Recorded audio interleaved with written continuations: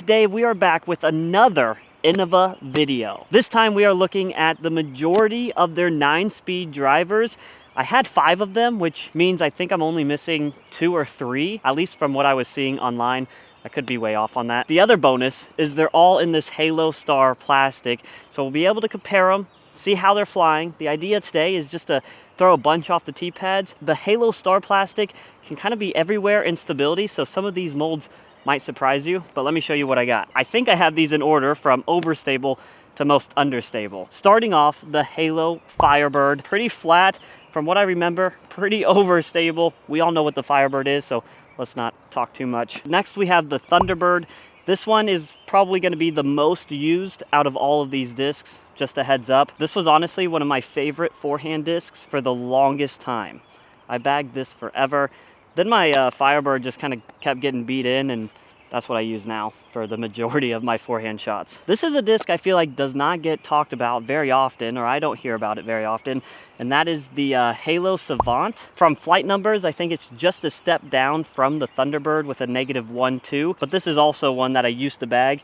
I didn't bag it as long as the Thunderbird, but it's seen a few trees out there. And then our last two, we have the Halo Sidewinder and the Halo Roadrunner. From what I remember, these two are still pretty stable, do not fly like a -3. I think the Roadrunner might be -4. I'm gonna rip them all on hole 1 here, see how they all fly. This hole is 357, dead straight. There is some wind out there. Those trees are blowing quite a bit. I don't think I can get the Firebird there, so I'm just gonna start off with that as, you know, kind of my warm up and gradually get more understable.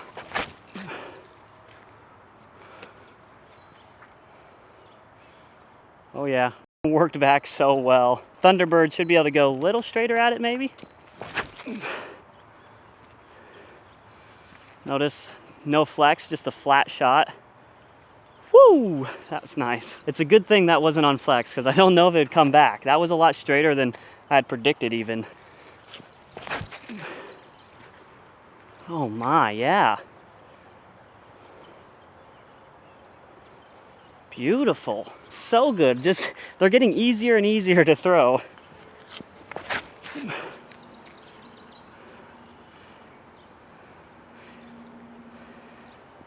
Pretty good. I threw that one a little softer, but it's funny, you know, from a -3, you might even still think it's gonna flip. This thing has just sat in my room, and the Halo plastic, I don't know what it is, but it got so grippy over time. It feels great. See how it flies. Oh, just too low, but it looked, oh, look at the wind. So low, but it looks so straight as well. The Sidewinder and the Roadrunner right next to each other. This is our furthest disc. Strong tailwind putt, see if we can put one in. Ew. Look at that wind kill it. That was kind of a great starting hole there because we could see really how they're flying.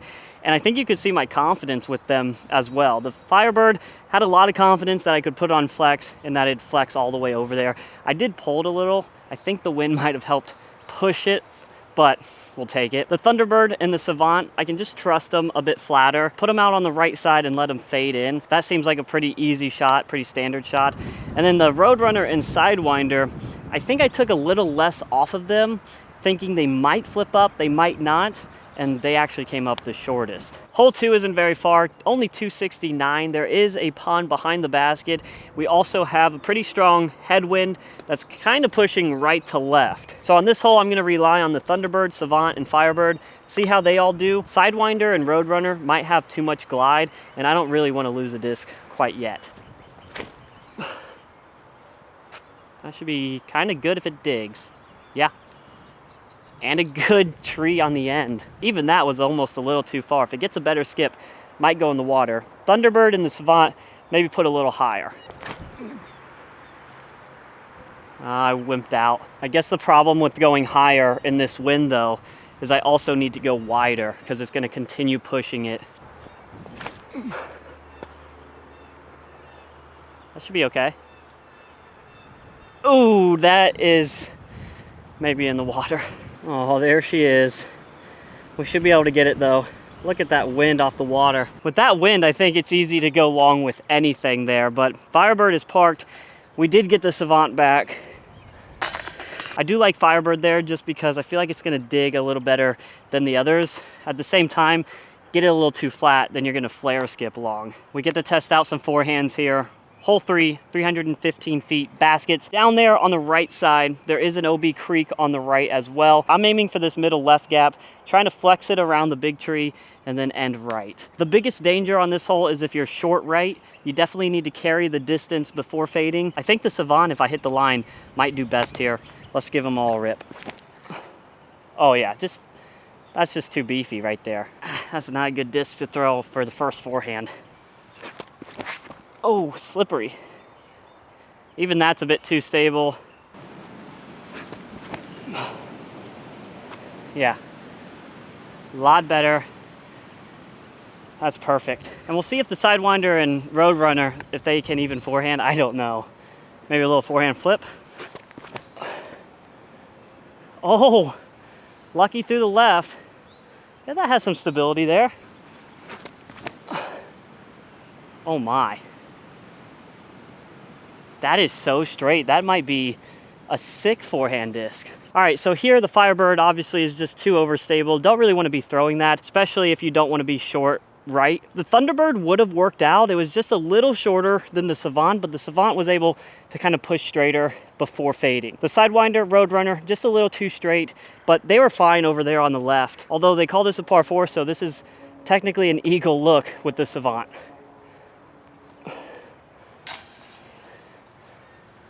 I wish all eagles were that easy. Real quick though, if you're not subscribed to the channel and you could see yourself coming back and watching, please just hit that button real quick.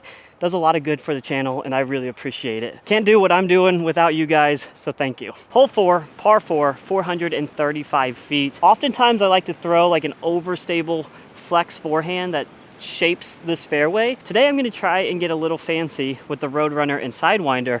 See if we can just put them on hyzer, flip up, turnover, and see if that works. Oh wow, straight.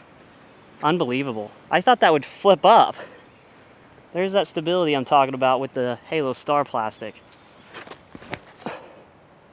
Same thing. Okay, so not really what I had expected at all. Let's try my normal play, take something a little bit more stable and flex it over. All right, that wasn't bad. A little bit more flex would have been great. Yeah, that's still gonna fade out. Those last two really aren't that bad. Being on that right side, it opens up the fairway, but I definitely wanted those to turn more. Here's the Savant. Thunderbird is up there, basket's on the left. Clearly, this is not where you wanna be. I needed to get more flex on them and they would have been good. That'll give us a long look. Oh, short. Come on. Man, right around it. I thought those were good. So from the tee pad, you could easily throw a backhand hyzer, come up a little short. With the forehand, it gives you the opportunity to really push this green, but the biggest scare is that if you don't get it flipped over, there's an OB creek on that side that I landed on and you could be out of bounds. If you guys are in the market for some new discs, hit the link down below. That'll take you to foundationdiscs.com. Using that link to shop will help support Chase and Chain's YouTube channel. So please, please, please use that if you're gonna shop on Foundation. Hole 5, par 4, tee sign says 402, so there's kind of two plays that you can go for on this one. You can just get around this corner with something overstable like the Firebird, honestly any of these stable discs. Pitch around the corner, pitch up, take your birdie. Or you can get a little bit more aggressive. There is a creek that runs through the middle. If you're over that creek, you might have the birdie look. So let's pitch up with the Firebird, and then with the Savant, we'll try to get a little extra distance since it's gonna push straighter. That is like, you know, well, I even hit that tree and it's still probably gonna be fine. Now the Savant, I'm trying to flip it up slightly on hyzer and let it push. That could be OB, not sure. Honestly, something like the Roadrunner might be better because if we do get that flip up, it should push for a really long time. Hold it, hold it. Oh, that'll be interesting if it's over the creek. There's where the Firebird landed. So you can see it's just kind of a pitch up there to take your birdie. I mean, I would probably just throw a zone down the middle. I don't have a disc like that with me, but let's see if I can make it work with a Thunderbird. That should be fine. Yeah, that's one way to play it. Now let's see if our others got over the creek or not. So depending on where the line is, that Savant would probably be out of bounds. The Roadrunner might be in bounds, but I feel like they'd put the line up there. But these landing positions kind of show you the difference between the discs, because the Savant just kind of wants to keep pushing right. The Roadrunner at least gets a little flip, pushes a little straighter. When I play this course, I don't really think it's worth going over the creek, but I do see people do it all the time. Now this approach did come up short, so might par anyway. At least I'm giving myself an opportunity. We got a par 5 here, 702 feet. The first shot, I'm throwing a forehand straight, letting it fade right. If I had my normal bag, I'd throw Sexton Firebird. It's a little straighter than the Halo Firebird. So I'm actually gonna go with the Thunderbird, and then I'm gonna try the Sidewinder just because it's been flying pretty stable as well. Ah, too straight. A little bit more hyzer, and I really like that. There. That's gonna be great. In the fade, wow, that flies pretty well. Forehand or backhand. I'm gonna try to go with the Roadrunner. Slight flip up, let it ride.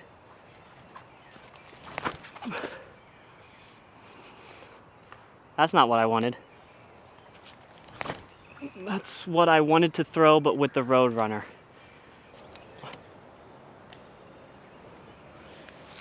Obviously, I did not play that Roadrunner shot. I played the Sidewinder shot. So we definitely cheated. All right, I got a little safari golf for you. This is course hole 5 long pad, and we're gonna be playing to the basket of hole 12, I think. I'm gonna make this the last hole of the video. We got a strong headwind. I think it'll be interesting to do a full comparison on the forehand flights. Flex the Firebird over. Nice little skip. There's the Thunderbird. Little flatter, nice fade. There's the Savant. Just a little straighter, but it still has that predictable fade. This is where it's going to be interesting because the Sidewinder and the Roadrunner, I've kind of been trying to figure out. Let's see what they do in the headwind. Pretty good, a slight flip up. I threw it higher than maybe I wanted to. And the Roadrunner. I want some turn.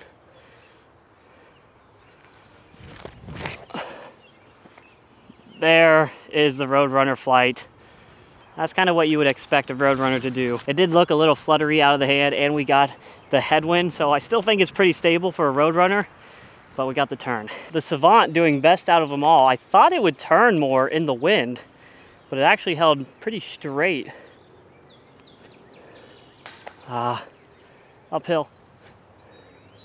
Oh, taking the closest one, still can't get the birdie. All right, guys, that's gonna do it. 9-speed Innova drivers, missing just a couple, but this was actually a really fun video for me just to compare them all, see how they're flying against one another, and it kind of shows, or at least gives us an idea of maybe why they made each of these molds. I thought I saw some pretty clear differences, but let me know what you guys think down in the comments. I really hope you enjoyed this video. If you want to see more of this, maybe with a different company, let me know down below. Please make sure to hit that like and subscribe button, and we will see you on the next one.